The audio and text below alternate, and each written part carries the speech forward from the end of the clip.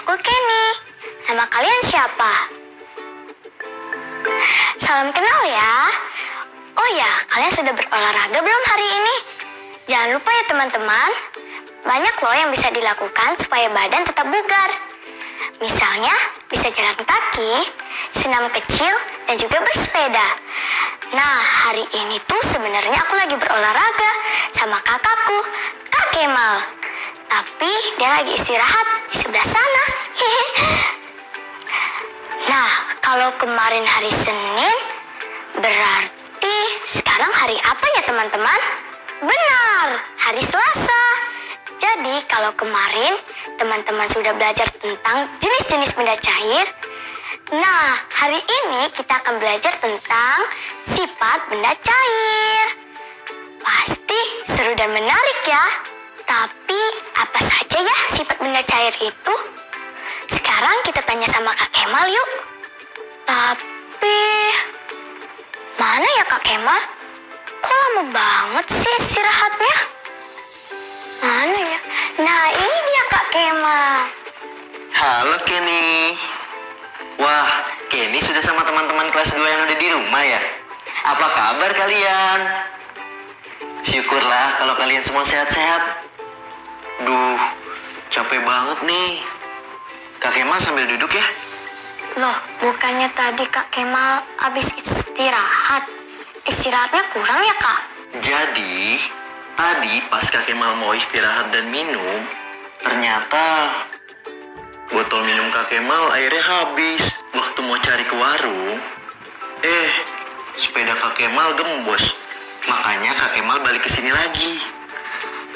Loh, Kak Kemal kenapa nggak minta sama Kenny aja? Nih, botol minum Kenny masih penuh. Buat Kak Kemal. Bener Kenny. Boleh dibagi ke Kak Kemal? Nanti Kenny kurang nggak minumnya? Nggak apa-apa Kak. Kan Kak Kemal sendiri yang ajarin sama Kenny buat berbagi sesama. Itu kan baik. Pinter Kenny. Kak Kemal tuang ke botol minum Kak Kemal ya.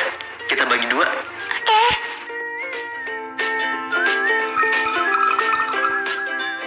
Tapi Kak, kayaknya kurang deh. Itu batas airnya beda. Nah, coba deh kita lihat. Botol minum Kak Kemal dan botol minum Kenny sama nggak? Beda Kak. Punya Kak Kemal lebih besar. Benar. Jadi kapasitas botol minum Kak Kemal pastinya lebih banyak. Maka, kalau mau dibagi 2 sama rata, batas air untuk botol minum Kak Kemal meskinya terlihat kurang dari batas air minum Kenny. Meski isinya sama. Begitu Kenny. Oh iya benar Kak.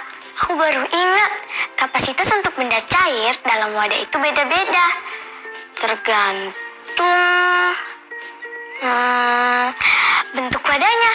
Kalau nggak salah itu adalah salah satu sifat benda cair. Benar ya Kak? Betul sekali. Nah, Kenny sama teman-teman pengen tahu nggak contoh lain dari sifat benda cair yang utama? Mau Kak. Wah aku jadi nggak sabar nih Kak. Kita cepet pulang ke rumah yuk Kak. Biar bisa cepet belajarnya.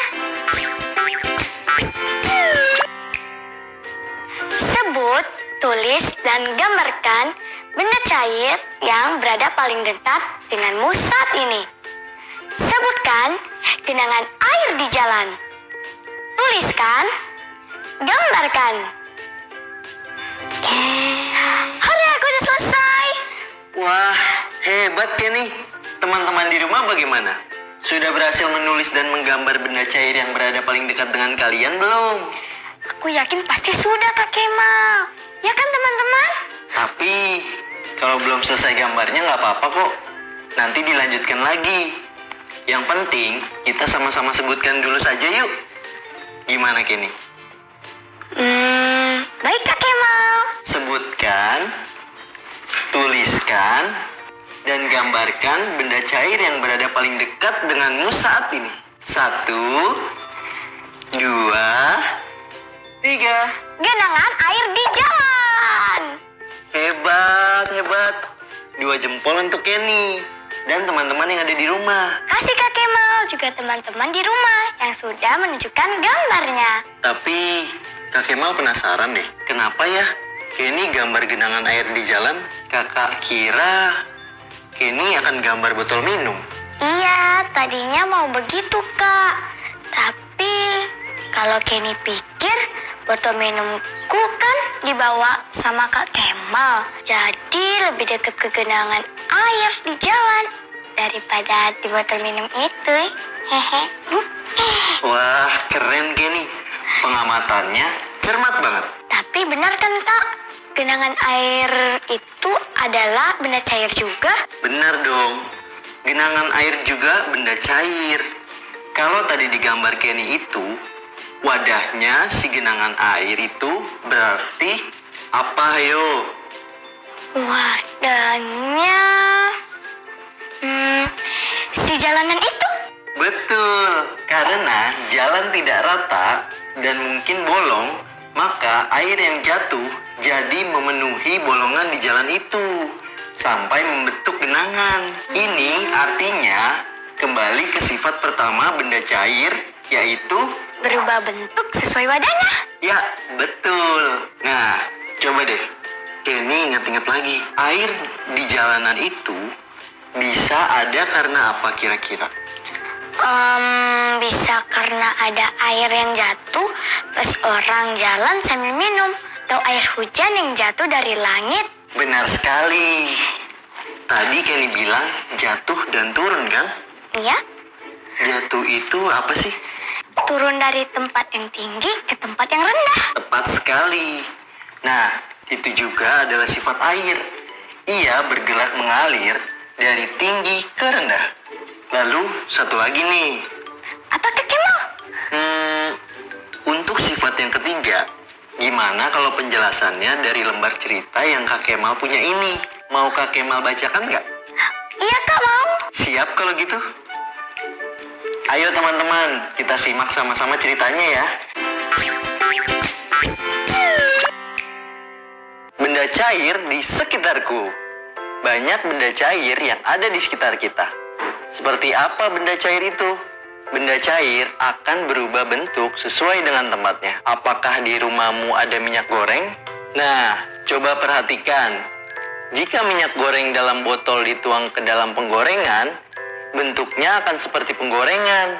Ini yang dimaksud dengan berubah sesuai dengan tempatnya. Apa sifat benda cair selanjutnya? Benda cair mengalir ke tempat rendah. Apakah kamu pernah melihat air di selokan? Dari air di selokan atau di rumah, kita dapat melihat bahwa air mengalir ke tempat rendah. Kita juga dapat melihat pada air terjun yang mengalir dari tempat tinggi ke tempat yang rendah.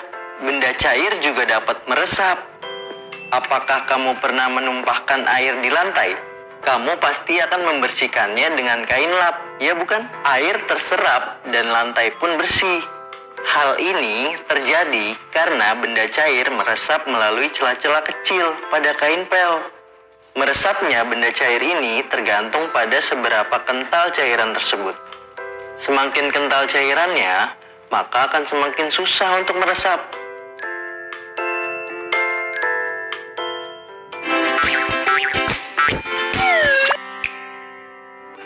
Sudah selesai Kak ceritanya? Sudah Kenny, bagaimana? Makin jelas kan tentang benda cair? Jelas sekali Kak. Teman-teman di rumah juga jadi ngerti kan? Apa saja sih itu sifat dan ciri-ciri benda cair? Wah, hebat teman-teman semua. Berarti kalian semua tadi sudah menyimak dengan baik ceritanya. Terima kasih ya teman-teman.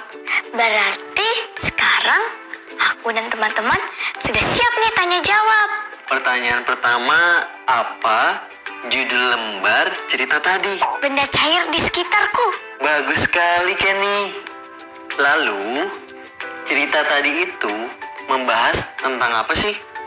Bisa Kenny ceritakan ulang nggak? Cerita tadi itu membahas tentang benda cair di sekitar kita dan sifat-sifatnya. Yaitu apa saja sifat-sifatnya?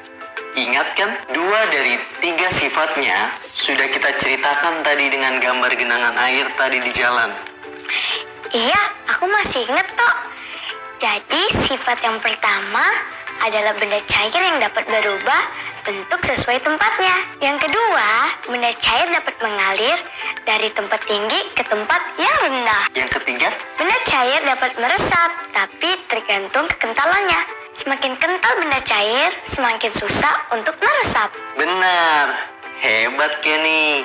Nah, karena udah tahu 3 sifat dasar benda cair, kita main mencocokkan gambar yuk. Seru tuh, Kak. Kenny mau dong? Nah, Kenny sambil lihat gambar ini ya.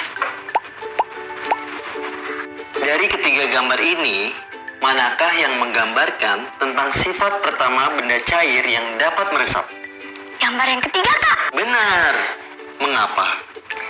Karena di gambar 3 ini ada air dan juga kain lap. Berarti ini maksudnya kain lap yang dapat meresap air yang tumpah. Ya kan, Kak Kemal? Tepat sekali. Lanjut ya. Oke. Untuk sifat yang kedua, gambar manakah yang cocok menyatakan sifat benda cair yang mengalir turun dari tempat ketinggian ke tempat yang paling rendah? Sudah pasti gambar yang nomor 2, Kak. Soalnya air terjun. Kan air terjun itu adalah air yang turun dari tempat yang tinggi ke tempat yang rendah. Hebat. Berarti gambar untuk sifat benda cair yang pertama adalah Gambar 1, Kak. Gambar ibu menggoreng di wajan berisi minyak goreng. Nah, bentuk minyak goreng di wajan berbeda dengan bentuk minyak goreng di botol. Jadi, ini mau menjelaskan tentang benda cair yang berubah bentuk mengikuti wadahnya. Begitu, Kak. hebat. Benar semua. Nah, sekarang udah ada 3 soal. Silakan Kenny jawab dengan melingkar tanda baca yang tepat sambil Kenny bacakan ya. Baik, Kak. Yang pertama, seperti apa benda cair itu? Ini kalimat tanya. Jadi tanda bacanya tanda tanya. Tepat sekali. Lalu soal kedua. Jika minyak goreng dalam botol dituang ke dalam penggorengan, bentuknya akan seperti penggorengan. Ini kalimat sambung, jadi pakai tanda koma, Kak. Dan soal ketiga, ini yang dimaksud dengan berubah sesuai dengan tempatnya. Nah, kalau ini adalah kalimat pernyataan, jadi pakai titik di akhir kalimat. Hebat dan tepat sekali Kenny.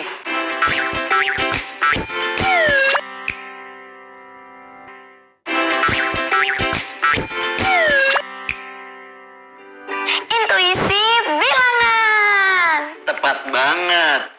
Nah, mari kita sama-sama perhatikan penjumlahan ini ya. Berapakah kira-kira 456 ditambah 352? 700? Perkiraan Kenny nggak salah. Tapi Kak Kemal punya cara mengira yang lebih mudah untuk menjumlahnya. Dan hasil perkiraannya bisa mendekati ke hasil sebenarnya. Bagaimana, Kak? Caranya dengan mencari bilangan yang sepadan dari masing-masing angka ini. Misalnya, bilangan sepadan dari 456 adalah 450. Oh, aku tahu, Kak. Berarti bilangan sepadan dari 352 adalah 350? Benar. Lalu, jika dijumlahkan 450 ditambah 350 adalah 800. Jadi, bilangan sepadan itu bilangan yang terdekat angkanya ya, Kak?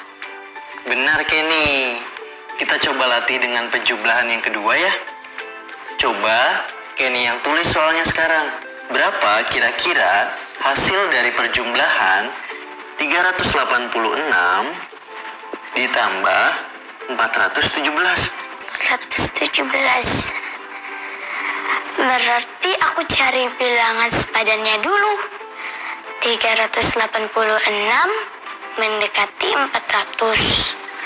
417 mendekati 400. Kalau dijumlahkan 400 tambah 400, 800. Bagus sekali, Kenny.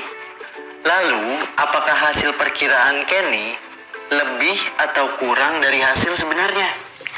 Hampir sepadan, Kak. Karena 400 itu lebih dari 386. Tapi 400 itu kurang dari 417. Jadi 800 itu mendekati dan hampir sepadan dari hasil sebenarnya. Baik. Karena kita sedang mengira, maka hasilnya adalah mendekati hasil sebenarnya. Bisa lebih atau kurang. Yang penting sekarang Kenny bisa menentukan bilangan sepadan tadi. Angka terdekat dari bilangan yang dimaksud. Jadi, perjumlahan 386 ditambah 417 kira-kira hasilnya adalah 800, yaitu mendekati. Hampir sepadan. Tapi sepertinya sih lebih dari hasil sebenarnya. Sebab hasil sebenarnya adalah 803. Begitulah cara mengira-ngira. Ngerti kan, Kenny? Ngerti, Kak?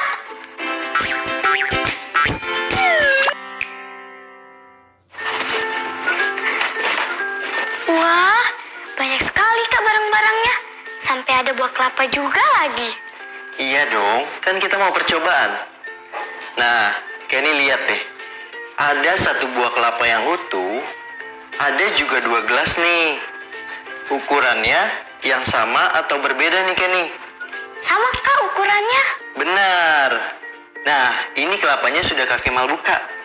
Coba kita tuangkan air kelapanya dengan corong ke dalam 2 gelas ini. Tapi harus sama banyaknya ya. Coba Kenny pegang gelasnya, Kak Kemal yang tuangkan air kelapanya. Oke.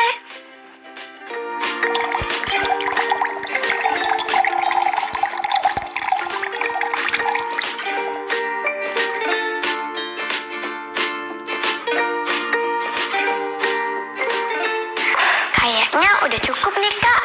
Sudah sama terisinya. Oh iya benar, air kelapanya juga sudah habis. Nah, kalau air kelapa ini adalah satu bagian yang dibagi 2 ke dalam 2 gelas, artinya satu gelas ini masing-masing adalah ukurannya setengah air kelapa. Ini berarti satu gelas mewakili pecahan setengah atau 1/2. Sampai sini jelas kan, Ken? Oh ya, jelas, Kak. Kelapa ini adalah satu bagian utuh air kelapa. Gelas ini pecahan setengah, dan ini juga pecahan setengah. Kenapa bisa disebut masing-masing setengah? Karena kedua gelas ini bentuk dan ukurannya sama besar. Dan masing-masing berisi 1/2 dari air kelapa utuh. Wah, pintar Kenny. Nah, sekarang coba bayangkan. Gimana kalau air kelapanya kita tuang ke wadah kotak makanan yang terbagi 2 dengan ukuran yang sama? Kalau menurut aku sama seperti tadi, Kak. Berarti bisa dibilang masing-masing bagian di kotak makanan itu adalah pecahan berapa? Setengah, Kak. Hebat. Nah, kalau kita buang salah satu bagian air di dalam kotak, berarti hanya satu bagian yang terisi air seperti ini. Ini artinya apa, Kenny? Oh, ini artinya setengah wadah yang berisi air. Benar. Lalu sekarang kita gunakan gelas tabung ini. Gelas tabung ini sudah ada ukuran 1,5, Kak. Benar. Lalu coba kita isi air sesuai dengan ukuran setengah yang ditandai di gelas ini. Aku yang tuang, Kak. Boleh, hati-hati ya. Sambil dilihat tanda setengahnya.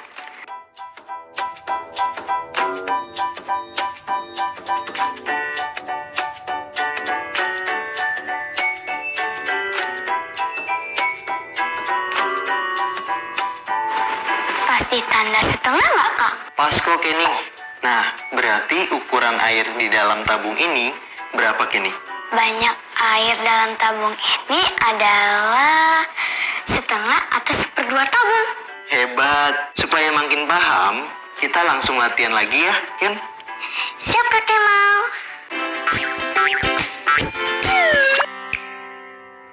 Kenny dan teman-teman di rumah, perhatikan gambar berikut ini ya. Dari keempat wadah ini, mana yang menyatakan wadah yang setengahnya berisi air? Coba sambil ingat-ingat gambar setengah tabung tadi. Gambar ketiga. Benar. Sekarang soal kedua. Kali ini pakai gambar panci. Jika gambar di tengah ini adalah ukuran satu panci, maka manakah gambar yang menyatakan ukuran setengah panci? Gambar yang kiri, Kak. Benar lagi. Wah, hebat Kenny. Teman-teman di rumah juga bisa menjawab benar nggak? Kalau masih kurang tepat, nggak apa-apa. Kita latihan sekali lagi dengan soal ini ya. Apakah bagian yang terisi air ini merupakan setengah bagian? Bukan, Kak. Kenapa Kenny? Karena bagian yang terisi air tidak sama besarnya dengan bagian yang kosong. Bagian yang kosong terlihat lebih besar, berarti ini bukan wadah yang terisi setengah air. Kenny yakin? Yakin sekali. Tepat sekali. Wah, Kenny hebat banget. Kak Kemal bangga deh. Hai teman-teman, ketemu lagi dengan aku, si Ilmuwan Cilik.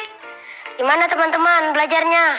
Seru kan? Seru pastinya. Percobaan kita kali ini juga nggak kalah seru loh. Kalian masih ingat kan? Proyek air minggu kita kali ini? Betul, percobaan penyerapan air pada dua benda yang dibulatkan menjadi bola. Nah, kemarin kita sudah di tahap perencanaan dan memilih dua bahan yang akan kita coba. Sudah ditulis di jurnal proyek kalian juga kan? Aku pilih kain dan kertas koran. Setelah perencanaan, kita mulai persiapkan percobaannya ya. Ini bahan-bahan yang perlu kalian persiapkan. Pertama, siapkan 2 buah gelas yang berukuran sama. Kedua, isi 1 botol besar dengan air. Ketiga, siapkan 2 buah bahan yang kamu pilih. Keempat, siapkan menggaris atau benang untuk memastikan besar bolanya. Nah, sampai sini dulu ya teman-teman. Aku akan kasih tahu tahapannya besok. Jangan lupa tulis di jurnal proyekmu ya. Sampai jumpa teman-teman.